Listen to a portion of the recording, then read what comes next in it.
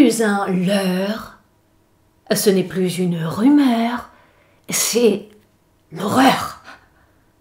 C'est l'horreur provoquée par la terreur, par ce qu'il est convenu d'appeler le terrorisme à caractère islamiste. Et ce sont ces éléments de langage qui font le plus de ravages. On veut éteindre le feu en mettant de l'huile sur le feu. On incrimine, mais on n'élimine pas le crime. Et on discrimine en traçant une ligne de démarcation entre ceux qui ont une bonne mine et puis ceux qui ont une mauvaise mine. Car on n'a pas trouvé mieux pour nous épargner la ruine.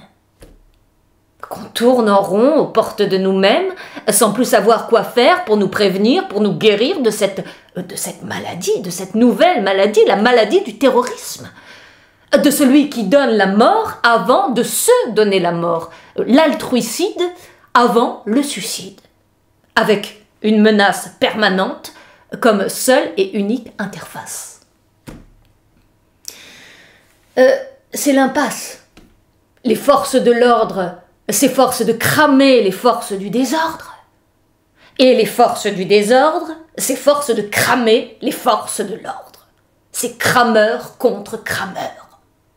Avec nous autres cramés. Pris entre deux feux. L'ordre politique qui met le feu et l'ordre religieux qui prend feu. On nous dit qu'il y a environ 20 000 individus susceptibles de passer à l'acte, mais que la police et la justice ne savent ni quand, ni comment ces radicalisés qui sommeillent vont ouvrir l'œil et nous obliger à faire un travail de deuil. Donc, mors certa, ora incerta. La mort peut survenir n'importe où, n'importe quand, et c'est n'importe quoi.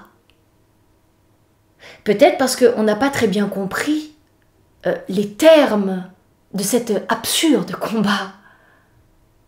Alors, m'est-il seulement permis d'éclairer un peu le débat sans reproduire ce que disent les médias? Oui. Eh bien voilà.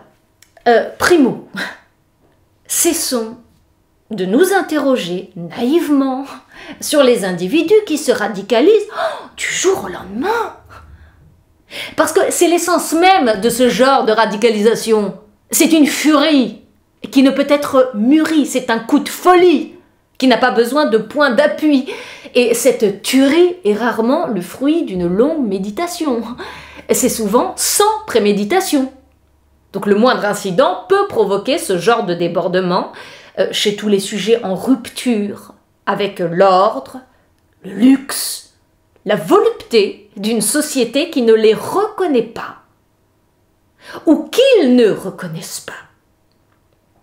Et c'est cette méconnaissance réciproque qui est à l'origine du passage à l'acte, de cette mise à feu, de cette pulsion de mort.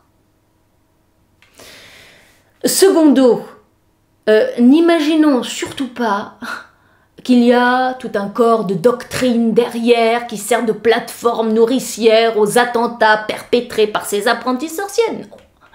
Il ne faut pas regarder derrière, mais devant. Ce ne sont pas les terroristes qui font les attentats, mais ce sont les attentats qui font les terroristes. Le feu appelle ou rappelle le feu. Et tous les voisins du zéro vont s'estimer en mesure de devenir des héros, rien qu'en craquant une allumette.